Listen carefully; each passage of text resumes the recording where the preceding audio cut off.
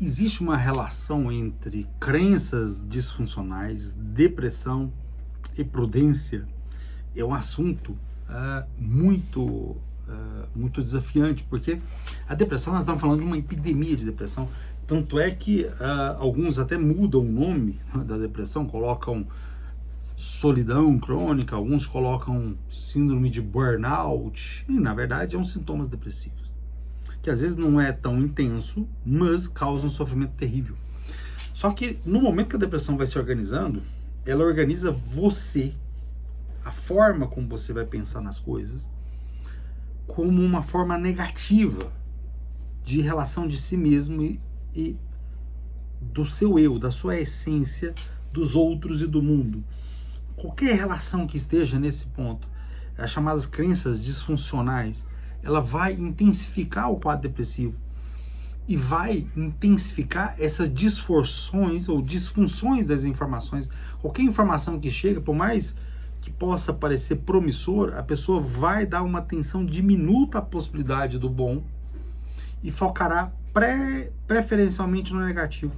E isso vai criar um castelo de processo cognitivo no indivíduo que vai se tornar automático. Olha o complicado que é isso. Algo que se torna automático é como você que aprendeu a andar de bicicleta. Você tem aquilo intrínseco a você. Quando aprendeu, depois passa anos sem andar, você tenta, você consegue. Então, essa estrutura do aprendizado motor com a cognição foi estruturado. E isso estrutura um castelo cognitivo. Então, o processo cognitivo do indivíduo que tem crenças disfuncionais, depressões leves, que uma prevalência que chega a 20% da população, é altíssimo. Não é uma coisa simples. Ele vai pôr tudo de forma negativa ao ponto de não ver saídas. Embora, às vezes, esses indivíduos, dentro da estrutura do pensamento cognitivo, torna-se automático. Onde o sucesso, ele vê fracasso. Onde as ações são frutíferas, ele vai ver um deserto. Ele vai ter uma tendência a evocar informações, né, de cunho negativo. E esse pensamento que é abstraído e vem, às vezes, alimentar a imaginação, vem e alimentar a representação do indivíduo, vem desencadeando uma estrutura que vai moldando o seu temperamento, o seu caráter, o seu temperamento, a sua personalidade. E isso leva o indivíduo a ter crenças sempre negativas no ambiente. E ter um foco negativo, quando ponderado, é algo salutar. Mas quando essa crença, ela reestrutura completamente os pensamentos, vamos chamar de pensamento automático, direciona o pensamento automático. E, obviamente, se ele direciona todas as suas ações, ele sempre vai ser focado na tristeza, na desesperança, na falta de motivação, porque a motivação do indivíduo para se doar é zero. E, obviamente, focado no aspecto dos conceitos das crenças. Veja o quanto um assunto tão importante como a crença, ou como uma filosofia que você não dê pouco valor, mas que você use como um organizador da sua vida. Ela pode alimentar essas crenças nucleares, ele pode fazer você entoar músicas, hinos de fracasso. A prudência, ela cria um antídoto contra essas disfunções cognitivas. Ela permite uma aventura de uma decisão moral concreta ao mesmo tempo. Decisão moral e concreta no tempo. E isso é algo fundamental e fantástico, porque no cotidiano você vai perceber o quanto que os pensamentos automáticos, eles são por si só automáticos, e como tal, eles são muito rápidos, e vai reestruturando a sua forma de pensar, vai reestruturando a sua forma de julgar.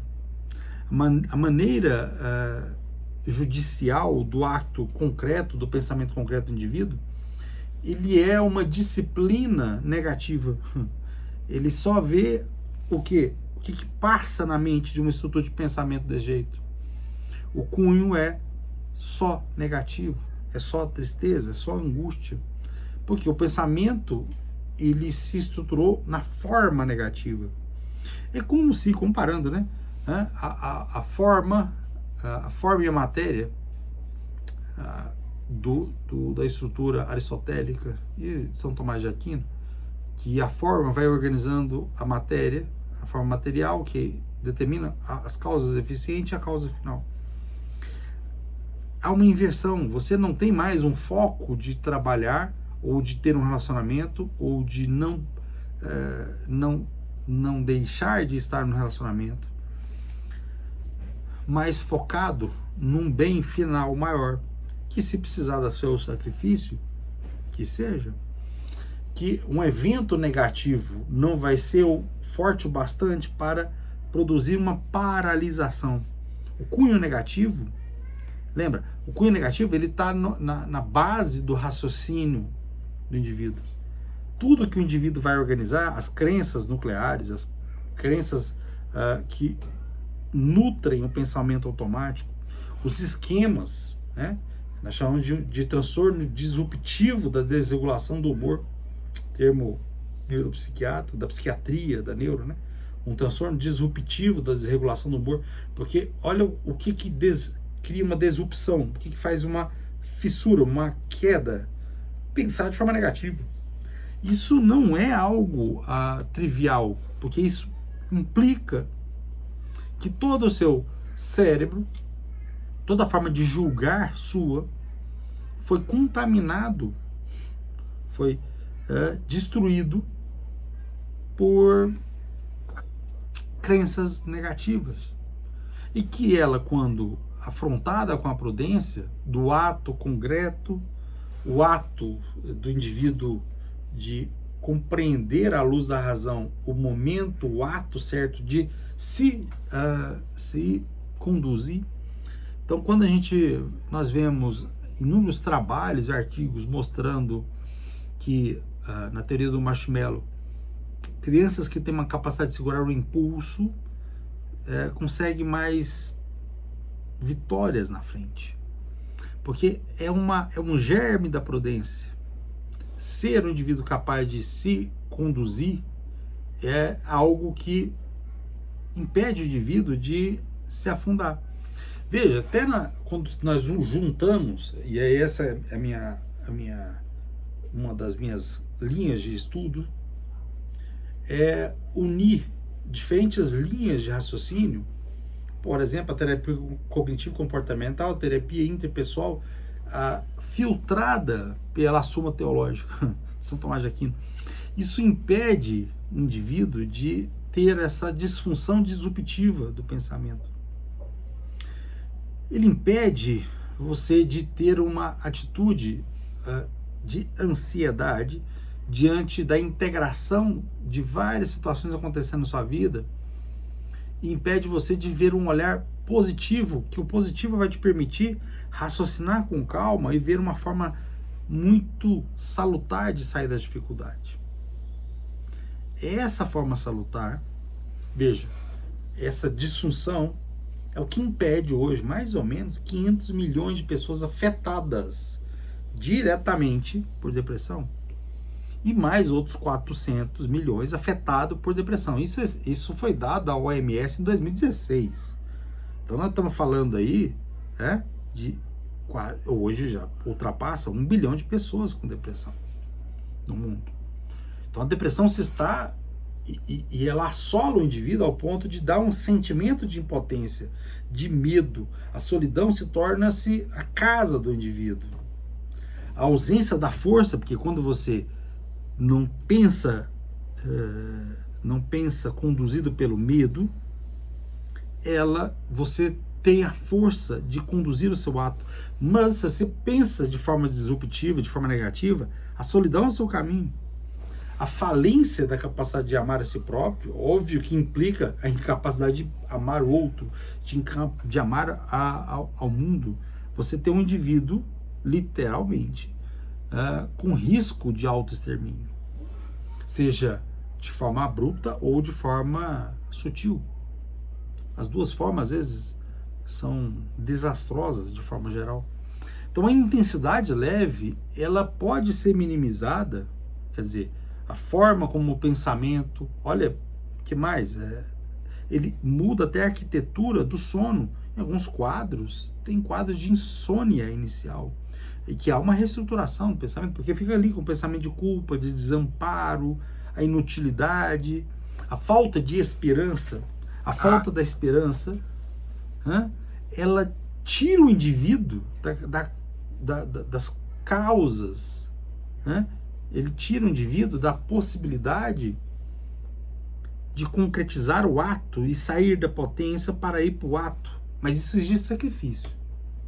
Então, sair dos pensamentos automáticos, sair da disfunção de formas de pensamento, ela exige do indivíduo, exige que essas crenças negativas, que são rígidas, extensas e generalizadas, então ela abarca várias estruturas da sua existência de vida, desde um trabalho, a parte existencial, a parte no relacionamento em família, relacionamento de trabalho, de crescimento na empresa, porque a sua relação com os indivíduos é o que vai nortear o quão você vai ser bem-vindo no ambiente. E se você é conduzido por uma crença negativa, você, na primeira fala, você vai ser sempre o negativo. E isso é uma crença que acaba se endurecendo. No início, ela é uma água líquida, mas ao tempo ela se transforma numa água sólida, um gelo difícil de quebrar. E ela acaba generalizando para qualquer coisa que o indivíduo faça na vida. Então, os pensamentos automáticos, elas são reparadas pela prudência. Porque a prudência ela exige do indivíduo não ter confusão entre o modelo cognitivo e a realidade que produz. Ela exige que o indivíduo haja uma harmonia na modalidade do pensamento e a realidade que produz, por exemplo, uma sobrevalorização de um conceito, de uma ideia, de um indivíduo. Quantos hoje adoram artistas, pessoas que visivelmente são desequilibradas, mas esse desequilíbrio é visto quando você pesquisa minimamente a vida desse indivíduo. Óbvio que esse indivíduo não tem a mínima capacidade de servir de referência, mas quando o modelo cognitivo e a realidade se tornam-se doentes, quando a culpa está no indivíduo, quando a visão negativa está no indivíduo, alguns diriam quando a ignorância, a ignorância da importância da virtude moral é negada, a prudência deixa de fazer o indivíduo de cair no esquecimento. Qual o esquecimento? Esquecer que há esperança. Esquecer que ele não é inútil. Esquecer que não há necessidade de se sentir culpado por nada. E se há um sentimento de culpa específico para algum indivíduo, vá lá e peça perdão com maior tranquilidade. Porque isso vai escalonando desde uma desorganização estrutural da cognição até em pensamentos que vão no crescente de morte ou de suicídio. Isso é algo comprovado cientificamente por nós, que há uma cadência, há uma reestruturação do indivíduo. Desde as projeções mais otimistas da OMS de 2030, ele tende que haverá um pior mal que acontecerá ao ser humano entre os países. E o maior mal, é uma depressão leve, que ela desestrutura o indivíduo de forma geral, ele não traz alívio, ele traz o indivíduo disfuncional a ele, disfuncional a quem convive, e produz um indivíduo covarde. A covardia de agir, a covardia de enfrentar algo que afronta ele, tira a pessoa da zona de conforto. E tirando a zona de conforto, isso causa um temor. Então quem age com covardia, quem é conduzido pela covardia, é quem ou que age com temor diante de alguém ou de algo, de uma situação. Ou quem não apresenta valentia. Veja que uma das virtudes morais, nascendo ali robustamente da prudência, produz um indivíduo que não vai se fugir diante de alguém ou de algo, ou alguns sentimentos que têm que ser afrontados. Ele não vai baixar a cabeça. Isso é um ato difícil. Isso é um ato que exige do indivíduo uma autoconsciência constante, uma autofaxina constante da consciência do eu. Então, faça isso. Una as crenças nucleares. Perceba o quanto esse sentimento produz uma depressão leve e o quanto que quando você abarca toda a tese da prudência, ela vai exigir que você mude o modelo cognitivo do seu ser. O processamento cognitivo vai mudar. E as crenças nucleares, que antes pareciam imutáveis, começam a dissolver.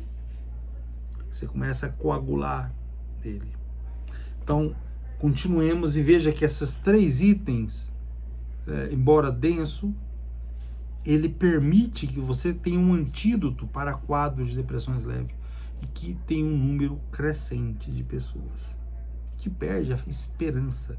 Se perder a esperança, o indivíduo perde a motivação. Se ele perde a motivação, ele deixa de fazer 1000 coisas. Mas se a esperança adentra, conduzindo uma dissolução dos pensamentos automáticos negativos, das crenças nucleares negativas, ele, pela prudência, ele vê esperança. E aí, como a fé e a esperança estão no intelecto em si, isso reorganiza o indivíduo. Então, organizemos sem medo, sem covardia.